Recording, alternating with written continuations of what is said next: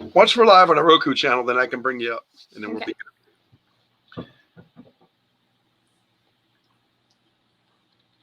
I do want to talk about my sponsors here, guys. If you're listening, SFI Street Family Club, and a bunch of others that are getting on board with us. Thank you all for being here. Thank you. It's going to be an amazing time here. Of course, I have a good friend. I friended this lady a while ago. I mean, me and her have been friends for a little bit, and we find out we're friends with a lot of other people that are friends with us. And it's just it's a great thing to know. But I've got the wonderful and talented country singer, country artist, country songwriter, Lee Newton. Hey, everybody. Welcome, Lee. So tell me a little bit about yourself before we get started. Tell me a little bit about your music career, how you got started, and let's just take from the beginning you started. Well, you said your dad used to play guitar. Yeah. And that kind of opened you up a little bit. Tell me a little bit about that. And that's where the first song come from that I wrote was Daddy's Little Girl. That was the first song I ever wrote. My dad was a cab driver, and I was a cab driver's daughter. And the only time I really got to see my dad is if I went and rode around with him during the summer at the cab stand. And he would always have his guitar with him. And so I was like 6, 7 years old. And I picked up his guitar down there one day and started banging around on it. And and so he started teaching me how to play the guitar. And from that moment on, I literally fell in love with music. He played Hank Sr. and Red Savine and Boxcar Willie and just all the old greats, and Patsy Cline and stuff. And they, he really instilled that music in me. And of course I was young, so I didn't really get the full concept of it, but I just knew I loved to sing. And I loved when he bragged on me, when he would make his little recordings of me. Mm-hmm. And he'd have me sitting in the middle of the cab. Back then you didn't have to wear seatbelts, because I'm old. But yeah, he would like brag on me to all the other people that he'd pick up and stuff. So I loved that. And then as it went on, he passed away when I was 11. So I kind of turned to music after he passed away to get me through losing him. And I felt very close to him when I sang and did the music. So pretty much that's how it is. And then, I kind of got into adulthood years where, I joined chorus in 12th grade, 11th, 12th grade in Pisgah High School in Canton, North Carolina. And my first song that I ever got to do on stage was with a band, and it was a Lori Morgan song, because that's when I really knew that I wanted to be a country singer, and I wanted to be on stage, because Lori Morgan, when I saw her standing there on stage, and she was just absolutely elegant and classy and gorgeous, and she just sang so beautiful. I was like, that's what I want to be. That's what my dad was talking about. He wanted me up on stage. So I was hooked. And so of course I've just did stuff throughout the rest of my career, but that was the beginnings. And that's when those fires started burning in me that, I've been on stage, I've sang in front of people. This is me. It's inside of me now. I don't do anything else. Once the entertainment bug bits you, it's kind of hard to say no, right? It really is, and it never goes away. So your first songwriting experience, you said, was Daddy's Little Girl. Mm-hmm. Did you actually wrote that? Did you start writing songs after that too? Or I did. That I had went through my life, and I've went through so much stuff, which I'm sure a lot of people has. And I knew that I had the stuff in me to write songs, and I knew that I had a lot to say, but I didn't have enough confidence in myself to write. And one day I just said, I need my own songs. I've got to have my own songs. So, the first lines came to me, 7 years old, staring up at my daddy. And it went into the song, and I wrote Daddy's Little Girl within that day.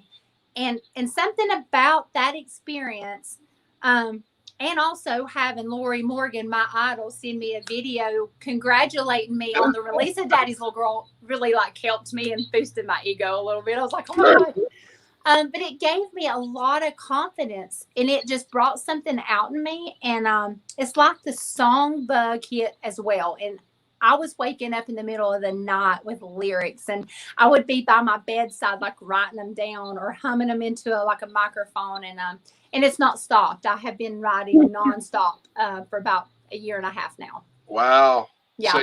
So you've just been tearing it up, as they say, right? I have been burning it at every end possible. I utilize every bit of my time that I can between being a full-time mom and doing all the social media, the music. I've been collaborating with different people, so I've been having those projects as well. So yeah, a lot. We're going to talk about that. The collaborations of the people that you're friends with is a lot of the country stars, correct? Yes. Can we name some of them? Oh, well, I mean, we can go back. I got to sing with 3 original members of Skinner back when in my 20s. And so cool, by the way. That was absolutely amazing. I did 2 shows, one in Manhattan, which was in New York City. And then I came back and did another show at the Patchogue Theater in Long Island with Leslie Hawkins and JoJo Billingsley and Artemis Powell. So that right there, I was in a cover band at that time. I was a singer in a cover band, and just to stand in between those 2 ladies was a magical moment. Like, oh my gosh, like you just can't explain it because there's not too many people that get to stand in between, those legends. And they had just got through being inducted into the Rock and Roll Hall of Fame. So it was just amazing. It was an amazing moment. I came back, and it gave me a lot of confidence as well to go on. And then but as far as like people now, I've just had a few people kind of reach out to me, do different duets that I've did with them on TikTok. Now I don't know them personally, right, but they have reached out to me, whether it be a comment or they followed me. I've had Edwin McCain follow me and tell me that he loved the duet I did with him. Clay Walker, he's not only commented once, but he's commented twice on our duets. So that was huge. I've been trying on a few other ones, like Bonnie Tyler. She's on TikTok now. I hadn't got her yet. So, I don't interrupt you, but some of them names, Edwin McCain is an unbelievable songwriter, just almost like Ed Sheeran. Yeah. Today's monolith of music songwriters. And speaking of a songwriter's your own, do you take anything that they put in their words and use it as your songs too? Or you take something from it? I'll tell you what, I write everything I write. It comes way down deep in my soul. And every lyric that I write is attached to something that I have either went through in my life, or it has been something that maybe I have seen a friend go through. Mm-hmm. But like the one song that I just wrote, I hadn't even got it recorded. We're going to be recording it soon, called Your Hat. But it has a lyric in there, and it says, I'll always love your heart. Well, I got that lyric from my little boy Cash, and he looked at me that one night and he says, I love your heart, Mommy. And so, you just kind of find little phrases, and they just kind of like work into your songs, and that just makes them a little bit more special. So, but yeah, I just take experiences, and they have really helped me with my songwriting, and it's helped me just get through certain times in my life, for sure. And we've all been through them times. We really have. And I think, like you said, you learn from them times, but you also learn to bring the value out of that time to put it into a song, because what better way to tell your story? Exactly. And, and that's the one.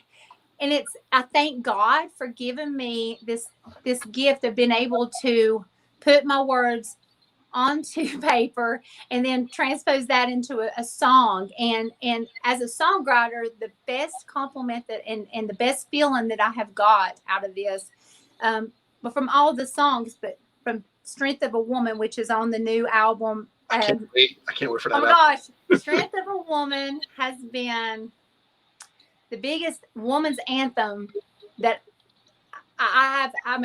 It makes me cry every time I hear it, even still.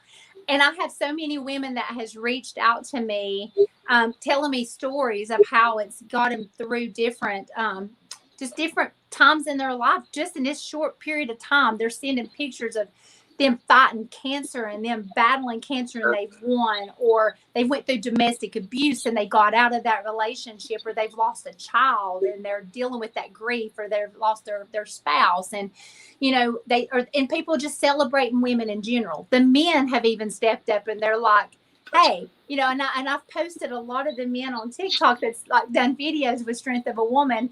And even Rick Savage, big old Rick Savage, the wrestler, he's like doing a thing to me. He had sent it to me. One of my friends, Marnie Queen, had got him to send it. And he's like talking about, go listen to Strength of a Woman, take a bubble bath, I want to reach out to a couple people. My one friend, Sal Search, he was a singer-songwriter in bands as well, and a producer, movie actor, every kind of thing. Sal Search, a great guy in New York. Mickey Galena is another friend of mine, still a music songwriter, singer-songwriter. A lot of my friends are singer-songwriters. Now, I don't want you to be intimidated, but we feel like you're in a company of your peers. Oh, my gosh. No pressure.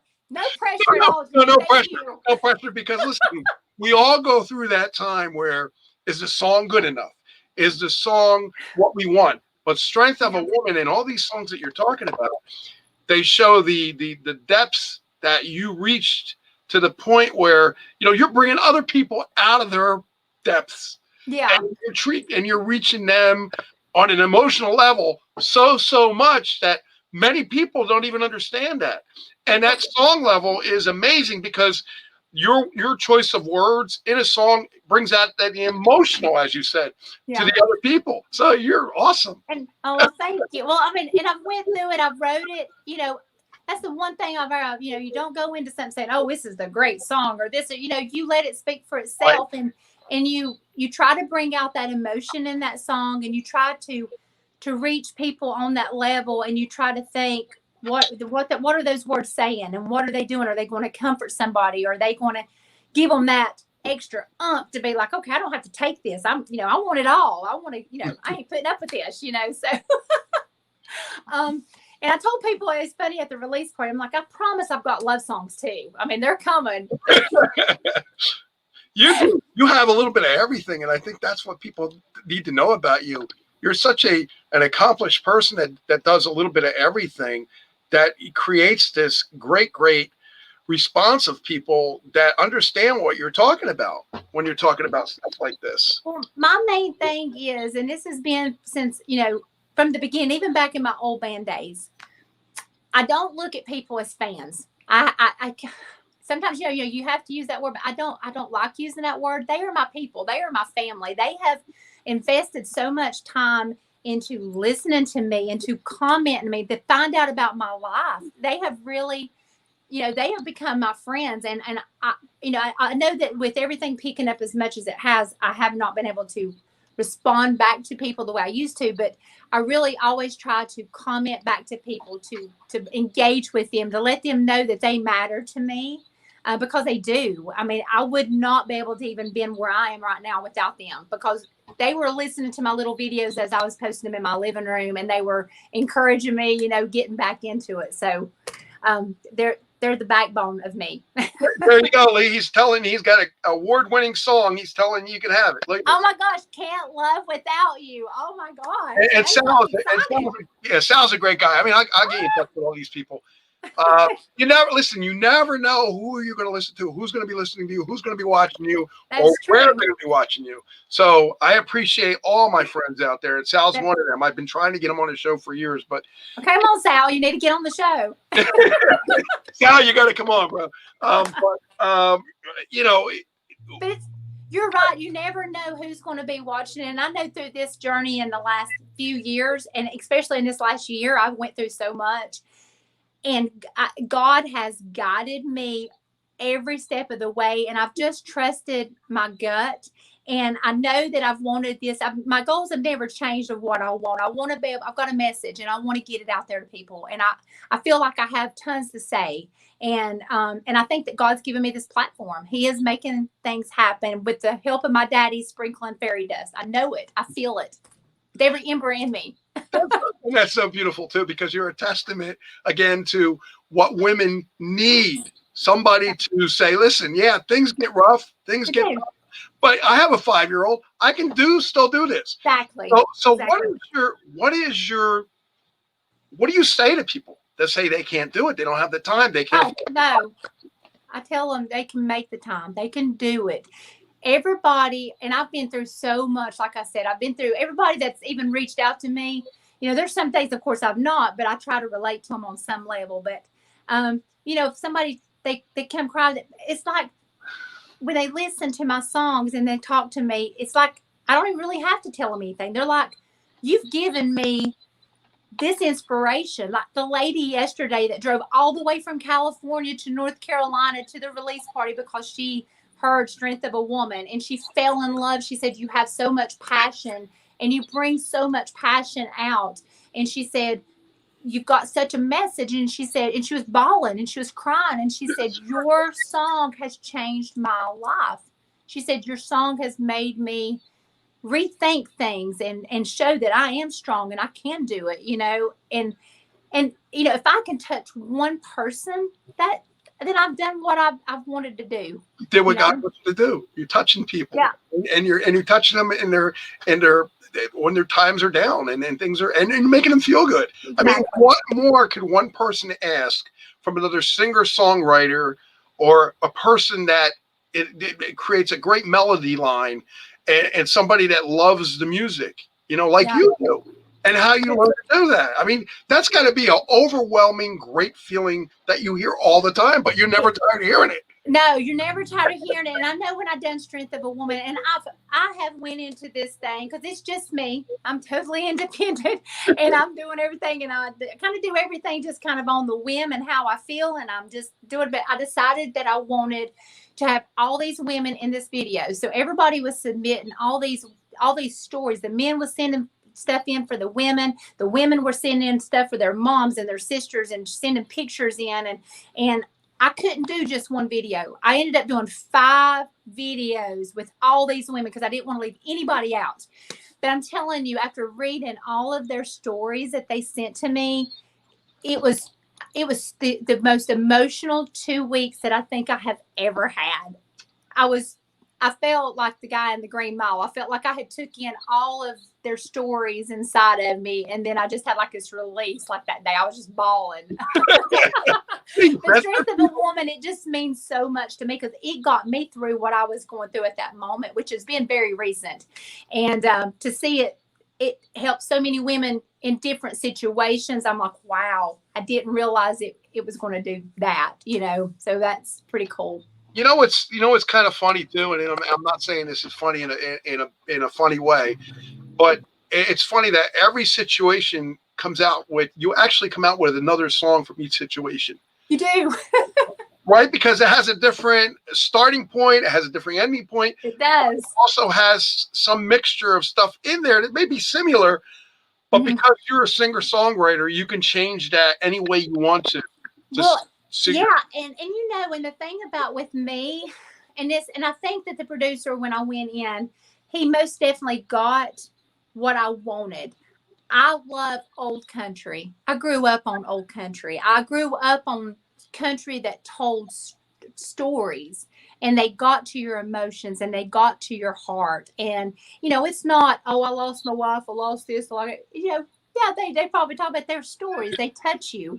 And I wanted to bring some of that back, but I also love blues. I mean, I grew up listening, to Bonnie Raitt and Etta James and Susan Tedeschi. Yep. And then, of course, I had the Southern rock flair that I just love. I love that. So I wanted that mixture of, and I love gospel. So, I mean, I love so many. I mean, if it's a good song, it's a good song. There's really no genre. If it touches you and moves you, that's the way I feel. It's so hard to put yourself in just one category. I mean, I just love music. So, but I do love older country. That's, I love the storytelling. Well, I've talked to musicians far and wide about, rock musicians, some really, really great rock musicians like Mick Jones, Lou Gramm from Foreigner.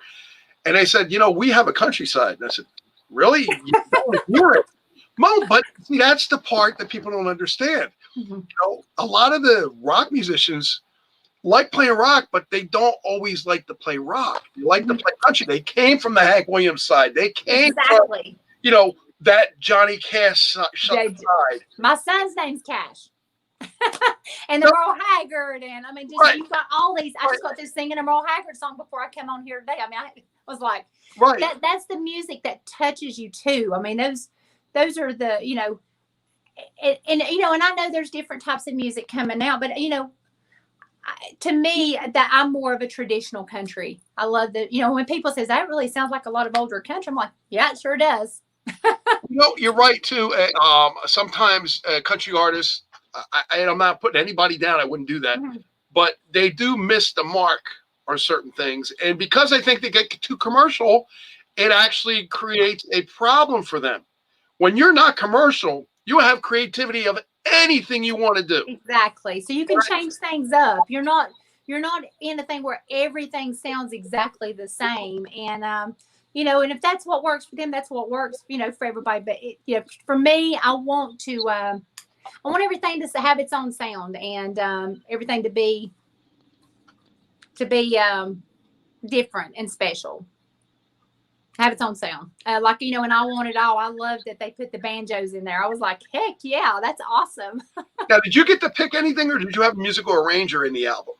Now Bill McDermott was the producer, and he's produced. Well, he produced some of George Strait's, Tim McGraw's, Martina McBride's, Emmylou Harris, and he was great. When I, you know, got in the studio, we sat down. I had already sent him like my. Well, I lost your audio. We lost it's back. I came back, but yeah. So I can't remember what I was saying now.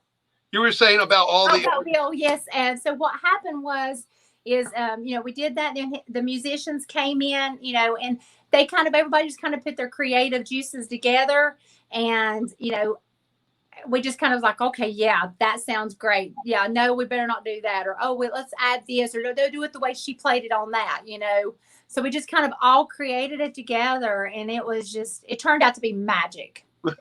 Every song, I'm proud of every song that I've got on there. And it really spoiled me bad, because I could be in the studio all the time. That's another addiction. That's a problem. I mean, That is an addiction, because I could be there all the three time. albums easily, and you know you have so much material as a writer, right? Yeah. And you still have to pick. It's like going to an Easter egg contest, right? Yes, And yes. pick the best Easter egg that you want on that as a, you know, but there's so many of them. I know. And what's crazy is, you know, because when you're writing a song, you hear it in your head, and you're writing it, and you most definitely you know, you get your sound stuff, and you got your sound in your head. But you know, when you get to the studio, it most definitely turns into something different, and it turns in, like you said, magic. Like when you get in the studio, so when you're writing a song and you're trying to pick those songs that you're going to do, you're like, well, what's this going to turn out like? You know, because when you get in there, you know, you're going to add all kinds. It's going to turn really different. Oh yeah. Oh, I'm gonna go and make sure that I go and accept your request. And he's thinking, thank you, Sally. Listen, I appreciate you being here. I appreciate, like I said, everybody, all my friends, Yes. including Lee. But we're going to talk a little bit more about the magical music that you created. Because, like you said, you did create other music before that. But as a singer-songwriter, you know yourself that every one of them is a prized possession. And It's like your baby. It is. I think Anna Marie said that. She said, you brought another baby into the world. I'm like, yes. And again, we talk about Anne Marie Pacerno, but she's such an awesome person. And Yes, she Bob is. and Steve Owen that were on Jimmy Parker, and all the people that were on Bonfire. Always got to give it up to them, because they took part in that, you know. And I don't like to say too much about my song, because this is about you. But I bring it up because then people are just freaking amazing. To want to work with people that really don't know a lot about music, or won't know a lot about songwriting, and create something unbelievably for that. And there's a songwriting team that will do that for you. I've If you heard have, of that. they are amazing. They'll take a newspaper article and they'll turn it into a beautiful song. I That is swear. crazy. They Oh my just God. word it, and they get a chorus line. They get a. It's just amazing. Well, and it's crazy how songs come too, because I was just having a conversation with a friend the other night and we were talking and he was showing me this video of someone he knew and a big songwriter. And it was true because they were talking about, because we were actually co-writing a song together. And when I was watching this, it was saying, he was saying, some are gifts to where they just come really quick and they're easy. And then some are the ones that you have to craft and you might have to work on them a little bit and piece them together. But they're more of a craft song. And that's true. Some come out of the blue and you can write them just like that. The other ones I've had some where I've had a chorus I've had the chorus for a few months and then I come up with the other just like that. So it's weird how all that happens, but when it does, it's magic. It turns into that, like, oh yay, I got it. There it is. Oh yeah, just amazing. I know, and that's the other thing too, because Jack Tempkin. He was actually one of the writers for a lot of the Eagles songs, "To Kill a Sunrise" and "Best of My Love" with Glenn Frey and Don Henley, and of course, what a great team. And he always says, go with your first instinct. Mm-hmm. Just like the teacher said in school, go with your first instinct and write what you believe in, because then the song will come out. Do you believe in that? Well, and I do, because what happens is, and this is just for me, I'm not a professional by no means, but I think that when you write your first instinct, you're writing how you're feeling, so it comes out pretty natural. So it's something that people are going to relate to more, and they're going to sing it because they're going to feel more natural to it. When you try to tweak it so much, I think that maybe it might take away from it. So, thank you so much. It should be on all musical platforms. And I actually have hard copy. If you'll send me your address, I'll send both of you guys a CD too. So beautiful. I would love that. I'm eventually going to put stuff back in the studio when I have another studio. Because you're a Lee Newton fan now. I've always been a Lee Newton fan. You know why? Because I also heard about you. I believe I heard about you through Paul Mack. Oh, wow. Oh, my gosh. I've been playing Paul Mack, and we've been running his show probably for about 7 years now. Wow. And then, of course, he just exploded from there. So Paul Mack is that kind of guy that he's just an incredible person. Oh, there's more people saying things about stuff now. Hold on. Let me read what they're saying.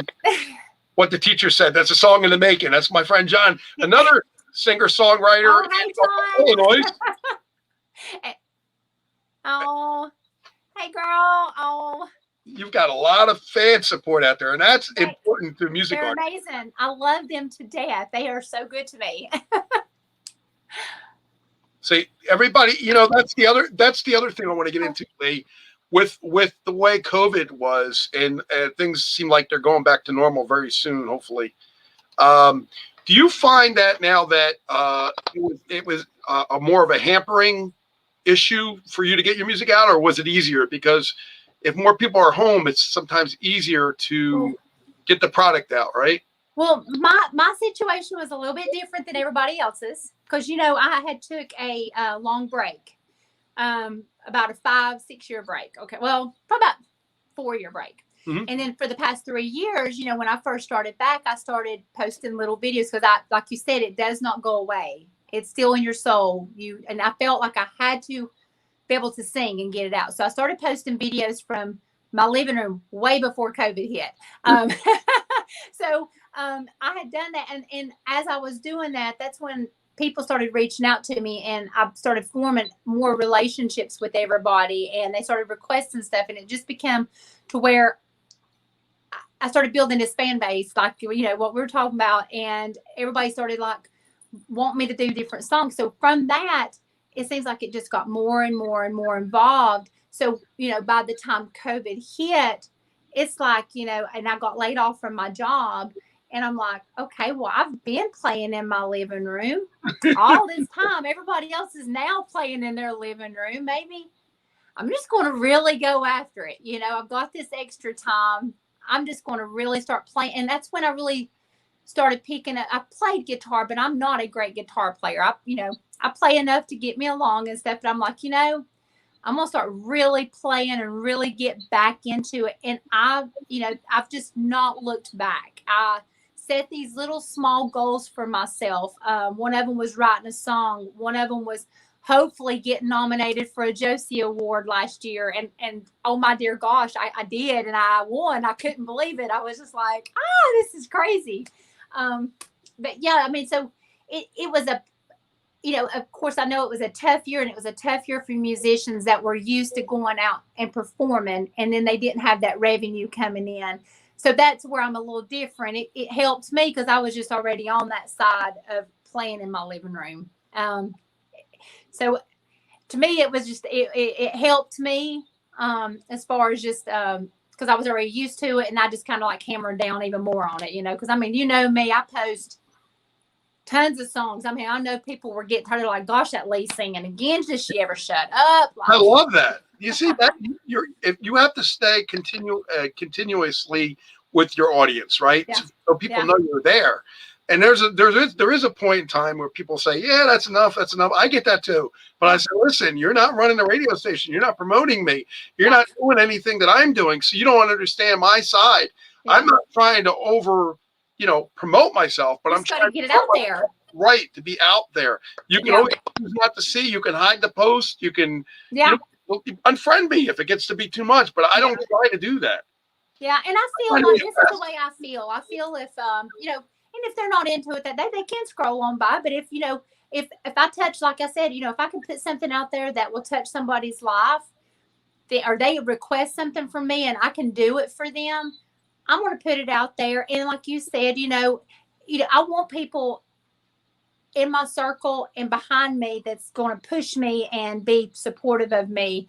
And I have that. I have so many people that are just amazing. And I've, basically got two hometowns. I've come from Canton, North Carolina, and then I moved to Forest City, and Forest City just embraced me.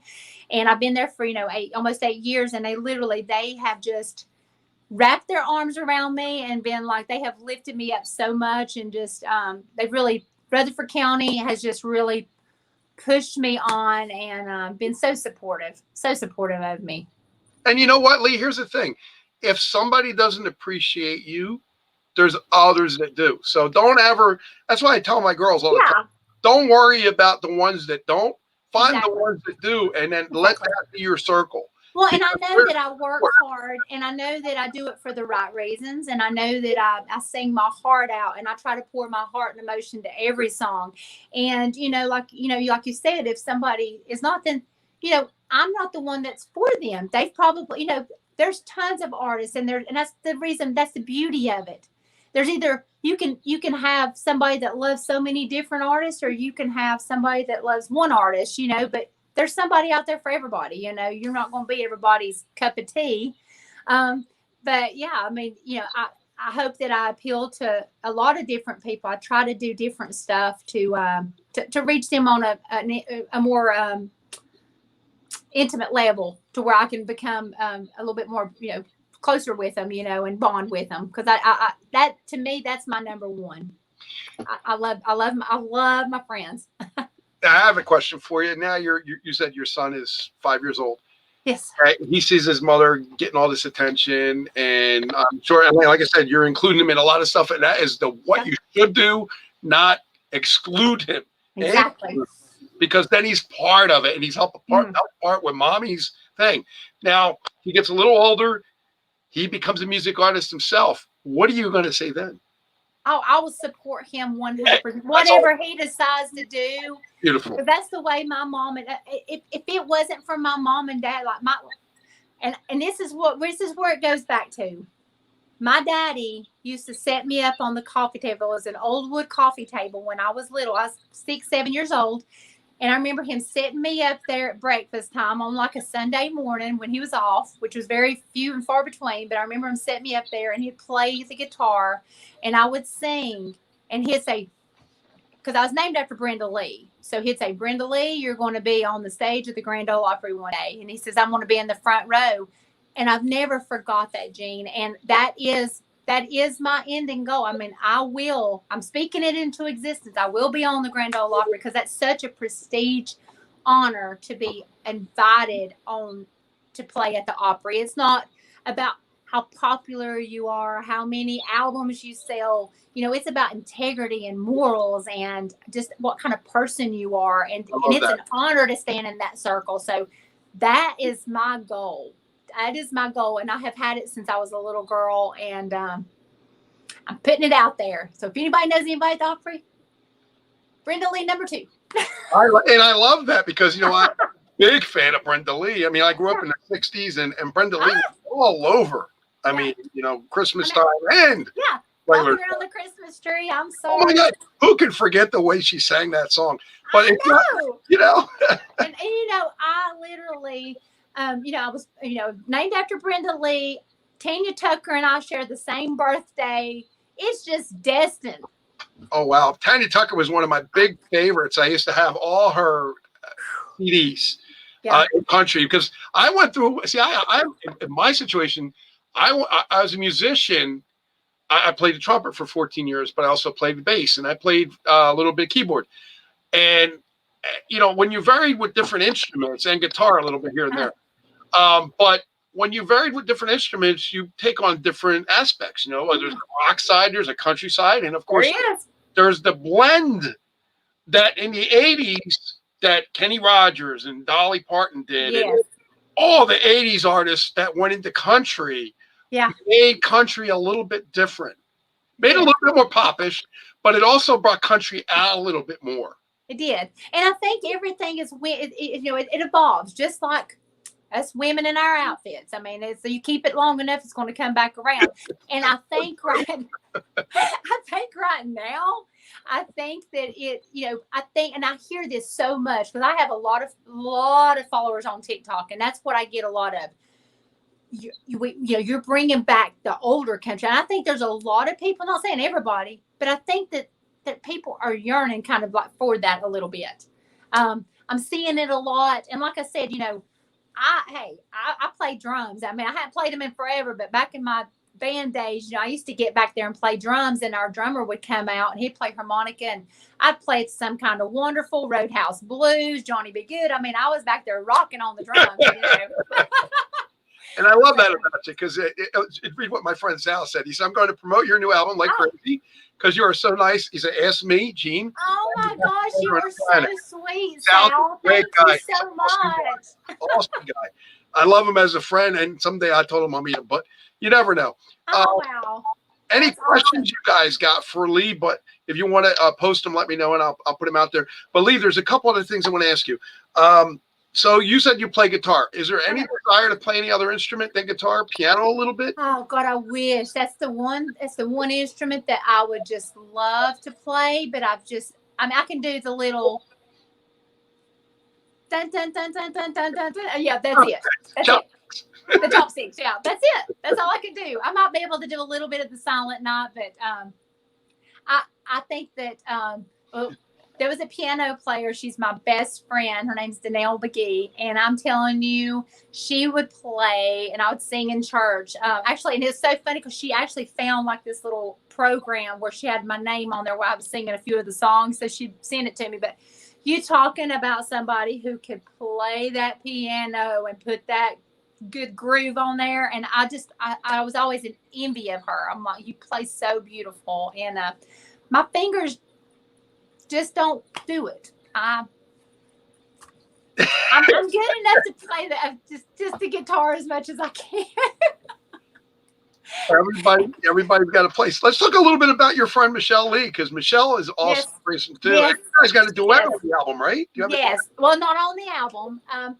She's got it on her album. Oh, her album. Okay. She's putting it on her album, and this is a song called "Liar" that she wrote several years ago, and she asked me to be a part of it, and so we made it into a duet. And oh my gosh, we just got through wrapping up the video for it, so it was absolutely amazing.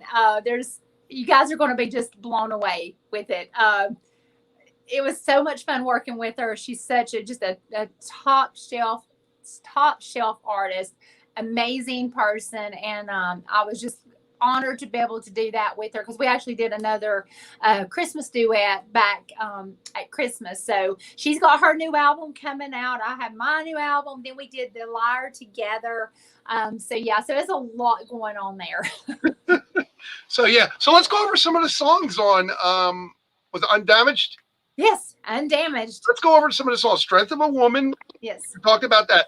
Let's talk about some of the other songs on the album. I Want It All. Yeah, I Want It All. That's one of the songs, right? Yes, it is. Now that's about you. Okay. Okay, so I Want It All is co-written. It's the only song that I have co-wrote, and it was co-wrote with Corey Lee Barker from Nashville, and he is absolutely phenomenal. And I'd gotten to a point to where I had wrote all this stuff out, and I'm like, I have this. I just can't get the chorus. I can't get it to. I know what I want to say, and so I sent it to him. I had everything wrote, and he came back with this other, and I'm like, yes. Oh my gosh, yes. And basically, throughout my life, I have been a musician off and on my life, and I have a almost 22-year-old daughter who's in third year at Mississippi State. Hey, Maddie. Then I have Tristan, who is my older son, who just graduated high school. And so, they remember Mom being in the bands and the gigging and the coming in, but it allowed me to be with them through the week and all that. But throughout my whole life, I've had people that's always said, well, you can't do that. You're a mom, or you're a wife. You can't sing too, or you can't do this, or you can't do that. You're just a dreamer. That's all you are. And, you know what? That song came to me, and I was like, no, you say I'm a dreamer, and that's not going to change. That's basically what it is. And it just lets people know that no matter what, that somebody tells them that they can't do, you don't have to settle for what they say that you can't do. You can do it. You just got to you got choices. You have choices that you're presented with in your life. And, you just got to take those choices and go with your gut feeling and do what feels right for you. I love that feeling, because, it's people like you and I that give other people that opinion to say, listen, don't just sit there and do nothing. Get up and do it. Yeah. And prove to yourself that you can do it. Prove to others that you can do it. And really, you don't owe proof to anybody. But the thing is, you do what feels right for yourself, because, at the end of the day, that's you're pleasing yourself. You're not pleasing somebody else, and if you're not doing anything wrong and you're just trying to better yourself, right, then whoever's with you should stand up with you and push you to your goals, and you do the same thing with them. And just in life, this is another song that has really took off on social media, with people. And I've had truck drivers going down the road playing it to their TikToks. I've had women, going saying, call me a dreamer, that ain't going to change. It's been amazing to see these songs, like I said, touch people. It's been amazing. It has been amazing. I mean, because what you show is the versatility of what you can do, and at the same time, what you're creating for everybody. And that, to me, that's just an amazing thing. He says, it says, hey, me and Lee have mutual friend Anthony DeCurtis. Do you know Anthony? Anthony. Oh my gosh, that sounds so familiar. Oh, and I try to remember everybody. I probably will if I see the face. That's like. What's funny about that is I have so many friends from when I started Facebook, and then Facebook, right? I don't remember, and then I don't mean to be mean or nasty. I just don't remember. I wonder if that's the one. Is he with the long years ago? I think he's one with the Long Island Street Survivors. Is he one with the Long Island Street Survivors in that circle? When I wondered if he'll see if he answers. Yeah. Because I think that I have to think there for a minute, but I think I met him. Plans of record. Oh, that is wild. that you just asked that, Sal. Yes, I just got through getting word that I've got a sponsor that is going to sponsor Beautiful. my Christmas album. And so I'm going to start a Christmas album, and it will be done before November. Oh, that's wonderful. Yes. Yes. So I'm super excited because I have done a lot of Christmas songs, and especially this year. And once again, people's just sending me like, please, you got to do this. You got to do an album because these songs are just beautiful. And especially like the Mary Did You Know? You'll have to look up that one. The Mary Did You Know? Sal. I love that song. Oh, Clive Davis. Oh my gosh. Yeah. I didn't know that. Now you know. I know who Clive Davis is, though. And I just got a friend request from Dan Cipriani, and I'm saying, Dan Cipriani, where do I know him from? And he just friend requested me. He's like a friend of mine told me to contact you. One of my friends, Dave Zane, who's was with the Buckinghams. He was a part of the guitar player as in the 60s Buckinghams band, but he was just like one extra person in the band. Uh-huh. And Dan has been with Sting. He's been with so many different people. Wow. Costello, I can go on and on. Oh my gosh. He's like, yeah, I'm the sax player in the band. I'm like, yeah, just a sax player. Just a sax player in the band.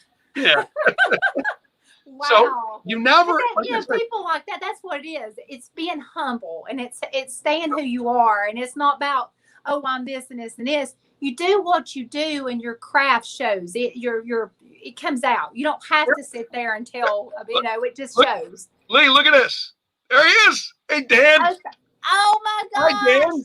Hey, God bless Dan. you. Thank you for reaching out to us and saying hi. Of course. But you know what? What an honor. Guys like you that make my job easier, because what you do is you create the credibility that I've always wanted, which is in this industry, if you don't have credibility, you have nothing. No. People don't respect you. People don't care about you. They don't care who you've been with, what you've done, where you've been, unless people that are credible like Dan and Dave Zane and Tristan Bowden from Chicago and other people like that. Now they know who you are because they took the time to talk to you. They know who you are, and that makes you more exclusive to them, Lee, because now when I'm talking to you, because of my credibility, you get credibility. Yeah, that is amazing. Thank you, Dan, for coming in here, and wow, that's awesome. I've had, what's funny is, thank you, Dan. I've had Charlene Tilton and Charlene's been a friend of mine for a while. And I've had her come in to some of the lives, and I said, people, you've got to understand, this is the real Charlene Tilton. This is not a fake person or want somebody run. This is her. That's running her page.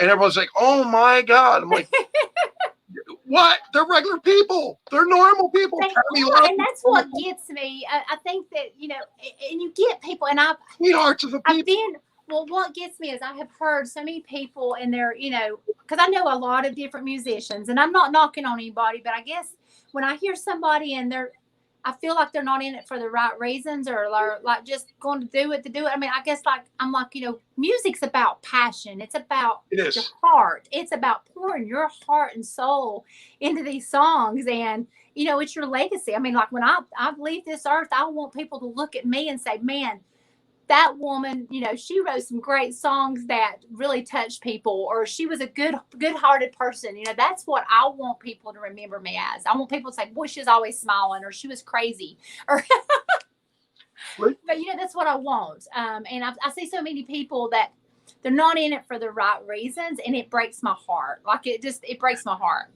What's funny, Lee? It's also about and social networks about numbers.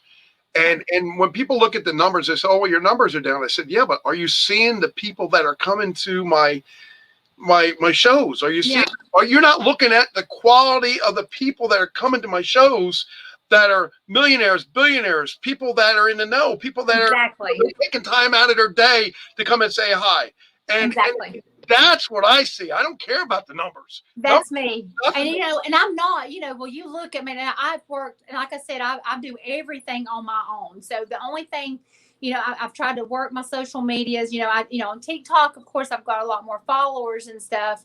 I think I'm like up to something thousand or something like that. But that's, you know, TikTok, you know, that's, you know, it's a different world than Facebook. And Facebook, you know, you've got a lot of artists that's got 500,000 or on up there, and I've got like 4,000. But my people they're genuine, and I sit there and write back to everyone. I'll sit up all night long commenting back to people.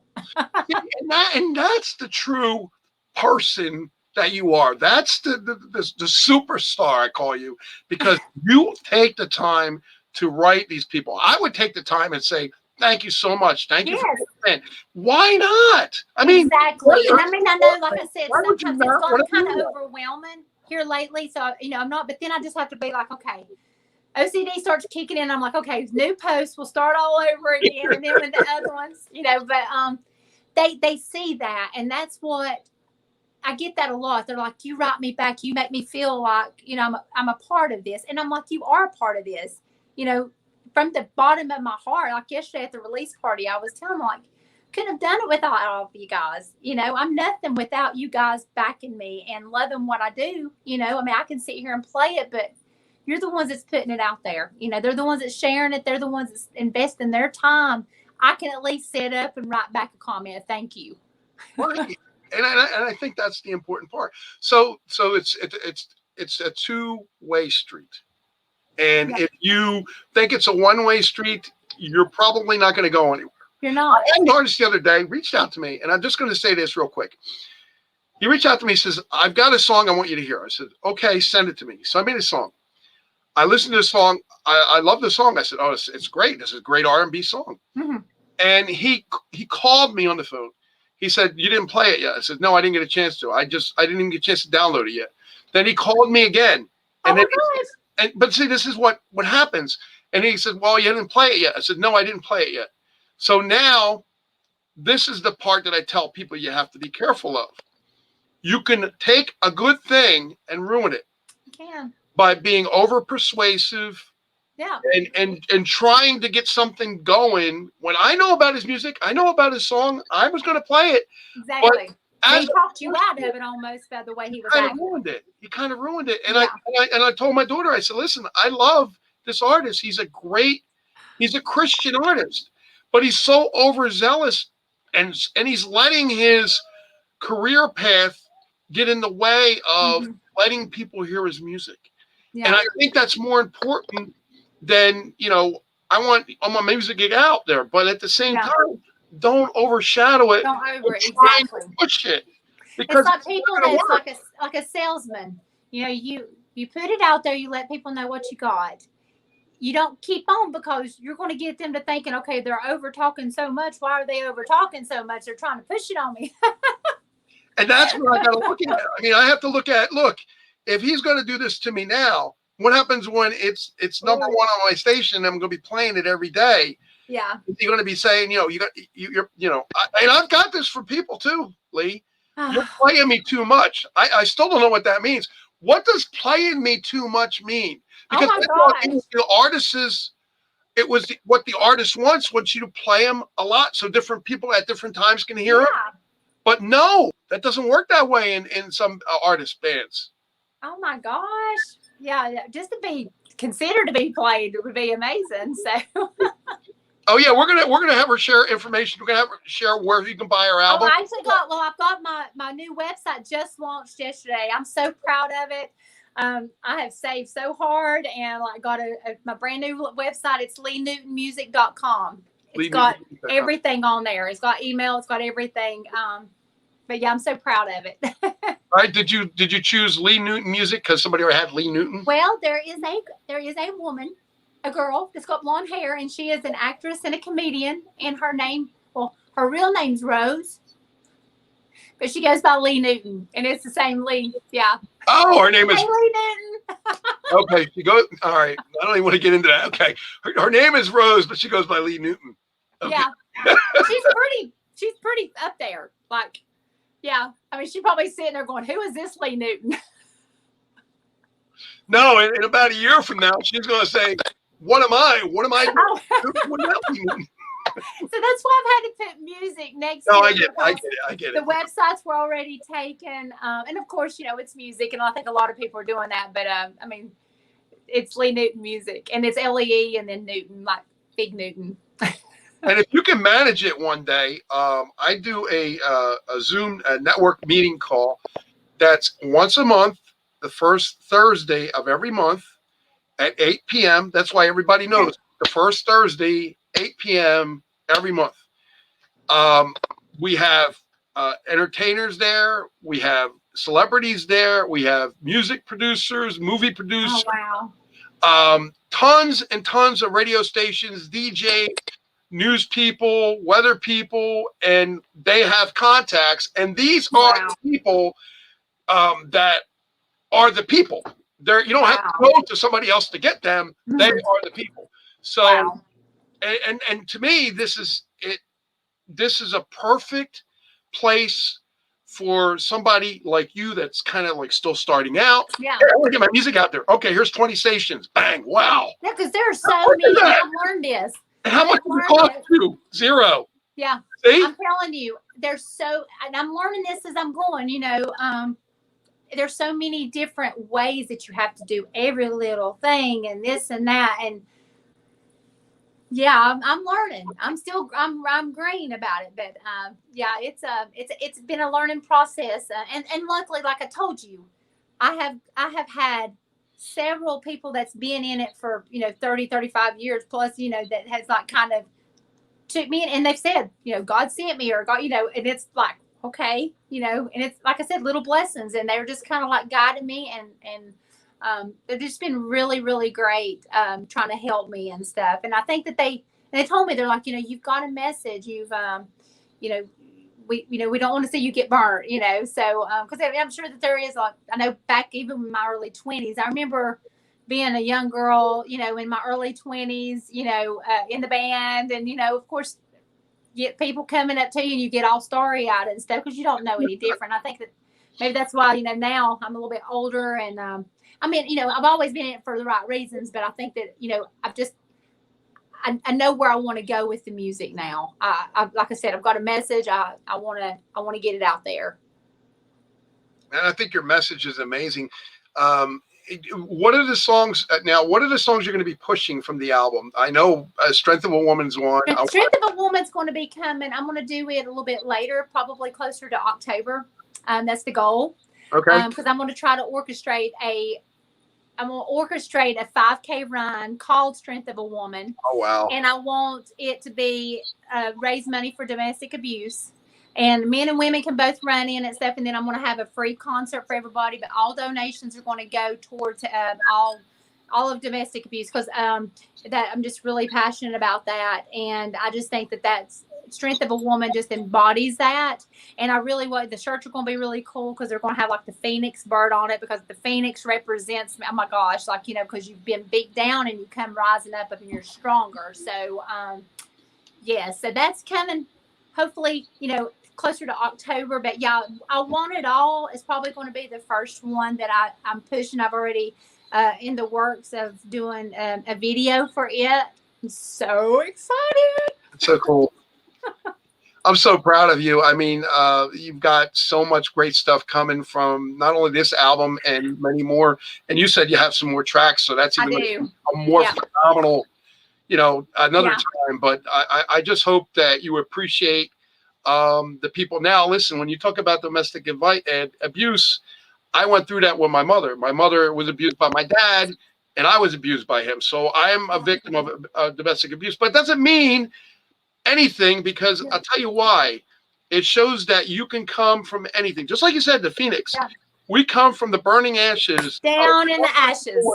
And bang, we blew it up apart. Right there. And it makes you stronger. And I think that's where it comes back to choices. And I think that, and through my life, I have had several different, things happen like that. And I'm just very passionate about that cause. And I think that, you can either stand there and let somebody be a victim and you crumble, or you take that and you take it inside and you don't get angry to where you're there, because you're still letting them win. you take it and you use it for the good, and you come back stronger. So there you go. Well, we learn from it, right? We learn Yeah, and, you and we do. and we teach others. Sal has a question for you. He says, "Is there a video of this song so you can post it all over the world?" Oh, there's not one, two. I want it all. Yeah, there's a bunch on the Lee Newton music for the for Strength of a Woman. I took all the women's pictures. There's five. I named them different one. Unbreakable, Undamaged. I did a bunch of different ones. So oh, thank you so much, Dale. Thank you. Great people supporting you. And here's the thing, Lee. I know it's 7 o'clock. I mean, I don't really have anything scheduled, so if you want to go longer, we can. Hey, we can go. You're talking to I Motor talk to you Mouth all and night North long. Carolina. I'm a DJ, so I can sit here and talk to you all night long. It's my attention. I don't have to worry about somebody saying, "Oh, wait a minute, no." No, I'm enjoying it. You're talking to someone who loves to talk. So That's that Southern rock charm. it is. It is. So let me ask you. So your music, say if it got involved, say with professional wrestling, or it got involved with different people or different personalities, you'd be okay with that, right? Because it would expand your music. Yeah, most definitely. That most definitely.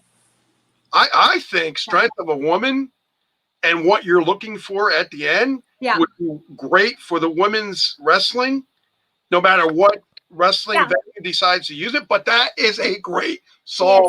Well, I think it's for that. It's for women who's battling cancer. I think it could be for women going through domestic abuse. It could be for any woman that is going through a hard phase in her life. I think it could be used for so many different things. Strength of a Woman, even if it's not my song, I'm just saying it has touched me so much. And I mean, like I said, I hear it. I just cried yesterday hearing it again. It's just such a powerful, I don't know, it's just such a powerful song. Absolutely. I love the whole, can you give us a little bit of the lyrics in it so people can hear it? Not, you don't have to sing them, but you can just I don't mind to sing them. You can sing them if you want. I'm a warrior getting through this crazy life. Might get knocked down, but I got God on my side. Don't stop believing, 'cause the sun will shine again. And on your darkest day, remember you got a friend. When you're feeling low, don't know which way to go. Life doesn't always have to be this hard. And then he goes into, you might get knocked down, but don't forget who you are. I love that. It's so, like I said, so empowering for women. Yeah. And not only that, the whole album is, it's called Undamaged, correct? Yes, Undamaged. And I don't have a song called Undamaged. I just took all of the songs that were on there, and I have come out of this undamaged. Where somebody thought maybe I was going to be damaged, I'm not damaged. Yeah, that's another thing. Show the power of what you are as a person. Don't let people put you down and keep you down. Keep you down. Exactly. You don't want to be weak. And I don't want women to think that they have to be weak. I want them to know that they can be strong. And I'm not male bashing by no means. Not at all. Not at all. Not at all. I just want to be able to empower women, and I want men to maybe listen to my songs. And I have gotten this. I want men to listen to my songs and be like, man, we really might need to treat these women a little better, or maybe or just maybe kind of like think of it in a little different light, like, man, okay. Well, it's funny too, because in a way, when you're raised in a domestic violence type of situation, you side with the mom and you go against the dad. But the problem is you don't understand the situation of what the domestic violence is, the reason, what is the problem, and trying to get to that is very, very hard when you're going through it. Yeah, I'm the third person. I'm the third wheel in the house, watching my mom and dad argue and fight. And I'm sure how old were you? I was very young, like maybe like 6, 7 years old. Wow. And that went on till probably, let me say, probably about 15. And then I I hit my dad really hard with the fist, and I punched him and I floored him, and I told him I was sorry, but I don't want him talking that way to my That's mom. right. That's I've heard that. I've heard that a lot, And we feel it bad is. because we're hitting our father, But you're taking up for your mom, right? And that's yeah. right. You know, That's and I right. know that puts you in a different situation of having to be that child, being in the middle, and growing up to a teenager, and then you know you're that person that's going to defend your mom. You know, and I've heard this story before, and it just breaks my heart because I know that puts you in people in a situation where you know a child should not have to be in that. And I know I don't know what your situation was with your mom. Did she stay that long, or did she eventually get out? The Or whole time she really, in an old Italian relationship, they were told that they had to stay with the person. And, when you're actually the son of the mom and dad, mm-hmm. you don't want your mom and dad to break up. You don't know what's going on, but you don't want them to break up. Yeah, because you're afraid that you're going to either have to be, right. you don't know where you're going to be. And that's, and I'm sure, now, it's hard now when couples split up and, you got kids, and it's just so hard. It's just a hard situation for anybody to have to go through. And I hate that you had to go through that. I know, but again, it's a learning experience. Both my parents are dead now. And, it's one of them things where you just learn, like you said, you deal with it at the time. And how do you learn from that? You realize that, when I got married and had kids, I wasn't going to be like my dad. Exactly. I was going to be more compassionate, over compassionate. Exactly. And exactly right. My wife, that's why we've been married 29 years. And that's your choices that you took from that situation. And that's what, I try to do. Like, I grew up very poor, very poor. My dad was a cab driver. I grew up literally not even knowing if I was going to have food in my refrigerator. And I remember going there and squirting ketchup in my mouth at night because I didn't have any food. I remember us going to Salvation Army and trying to get food. I remember churches bringing us food. I remember my mom being an alcoholic and being very abusive. But growing up, I still respected my mom, and I respected, because I think that she had a lot of issues that, that wasn't resolved, and I think that she went through a lot of depression and stuff. But as she got older, I respected my mom. And like what you said, I learned how to be a mom from what I was needing from her. And my dad, I got all this wonderful music that got me through everything that I've ever been through in life. So I don't regret anything I went through, because it made me who I am today. And it makes me appreciate every little thing. And it makes me appreciate friendships. It makes me appreciate my kids. I've got God, I've got my kids, and I got music. And that's it. That's it. And when you talk like that, there's she says, noted feeling, blessings. She says, God bless you. Thank you, AJ. But again, when you talk about this, and there's people out there going through it, now they see that they're not alone. They see that, okay, there's other people that have gone through it, had bad times, but look at them now. We're still not shining super bright, but we're shining like a beacon to them, saying, listen, we made it through, you can make it through. And that's my main thing. Like I said, I've went through so much in my life, and I feel way down deep inside that I'm meant to do so much more, as far as just helping people.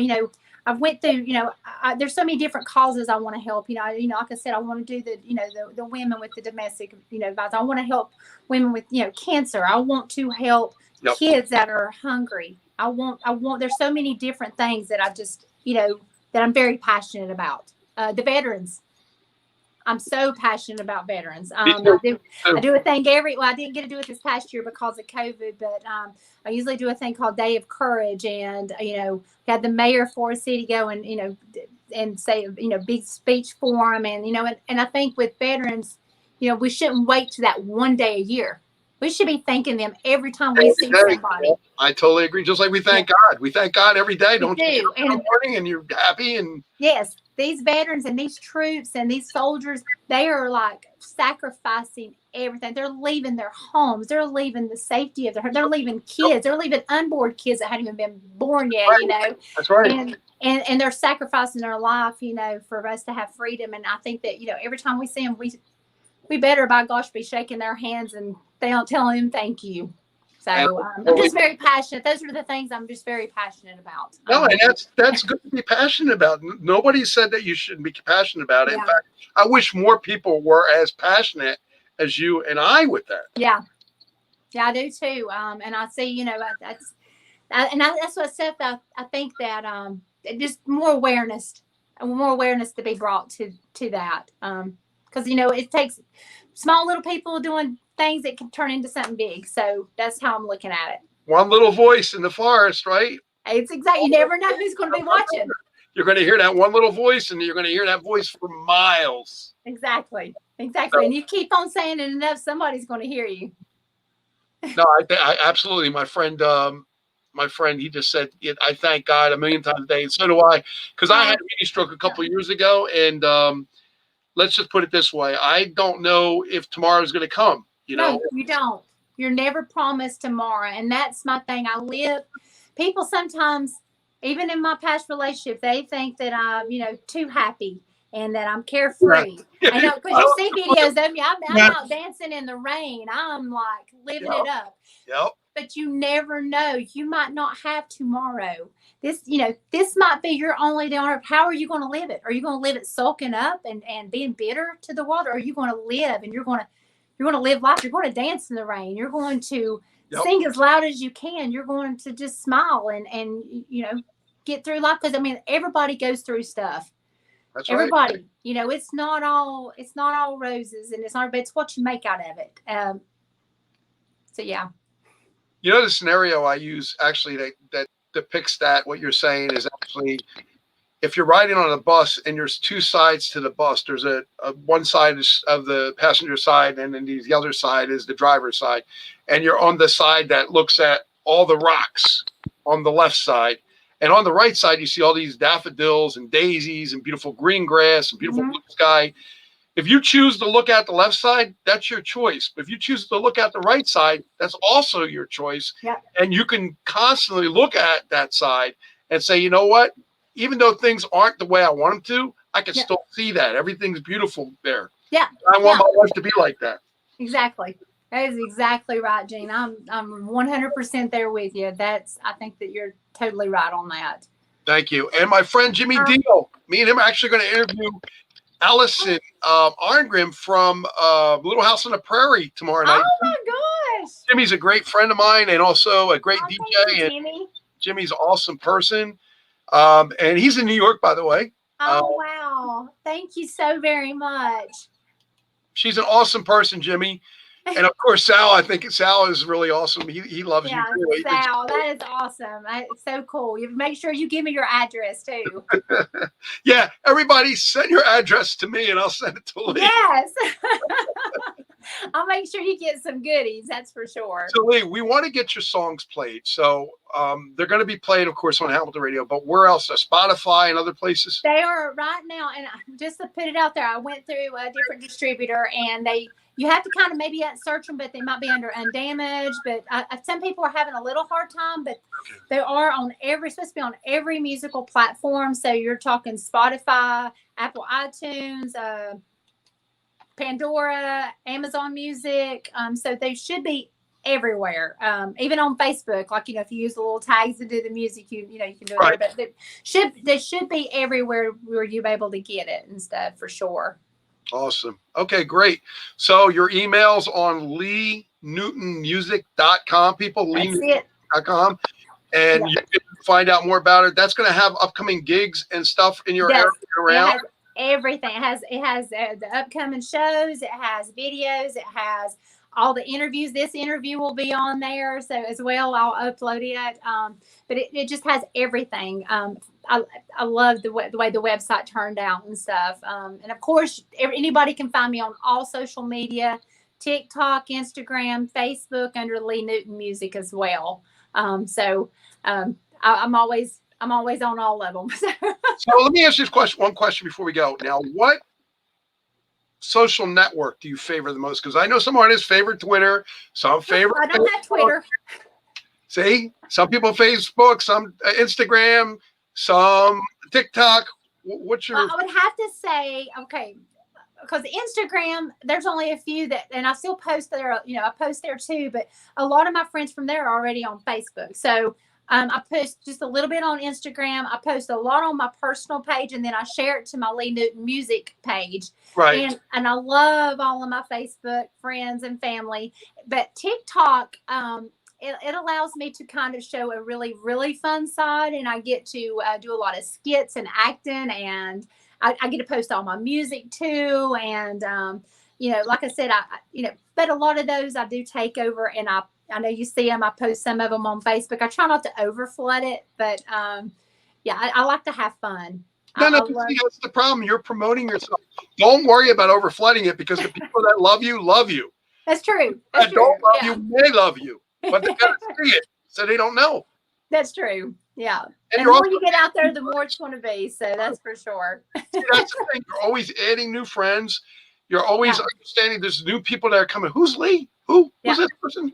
Yeah. Who is that? North Carolina girl? What? Right. And you have to look at that and you have to say, oh my God, I didn't know that this person was an artist. I thought it was a comedian, like you said.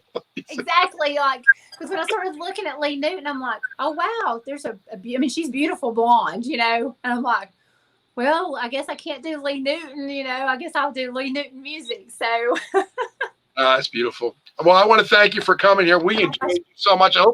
I hope everybody got something out of this. We didn't try to make it just a musical thing. We tried to make it more about her personality, what she's involved in, what she's done, where she's gone, where she's going. This has been amazing, Gene. This has been an awesome interview, and I appreciate you letting me open up. I'm not going to open up this in detail on some things, so and it's stuff that I'm very passionate about. So I appreciate you letting me do that. I really do. No, you're welcome. And again, some radio stations don't allow that, but like I said, we own everything. So if I want to take you 15 minutes or half an hour longer, I can do that. I don't have a problem with that. And then I always tell people that you always have that extra time. If you need it, let me know. If you don't, that's fine too. I love you, Angela. She's awesome, AJ. She's awesome. And I know you just sounds a follower now. Yay, I got a follow on Instagram. So you're starting and Facebook. All right. So they love you too. So it's such a great thing to have you. I'd like to have you back sometime, maybe in the future. We can talk a little bit more about your music and maybe what you're doing then. You may be writing a book by now, maybe a cookbook. There's a lot of stuff coming up. There's a lot of unknowns coming up. So there'll probably be some really great things to be talking about the next time. So you never know. And your child may be joining you on music. I know. I'm telling you, that's got to be a natural entertainer. He is, and he's named after Johnny Cash. So I love it. I love the whole thing. So thank you so much. Thank you for being here. Thank you for your time. I'm a new fan, Dale. Thank you, Dale. You're awesome. And of course, Sal. Awesome. Yeah, Sal. Thank you guys for being here. This is going to be live on our Roku channel. It'll also be on the YouTube channel. It's also on Facebook. So watch it whenever you want. So guys, thank you all for being here. I enjoyed our time. I love Lee. Lee's awesome. Her music will also be played on Help the Radio. You can request it anytime. HelpTheRadio.net. Request it and let me know, and we'll be playing our music. So thank you. Thank you, guys. Bye-bye, everybody.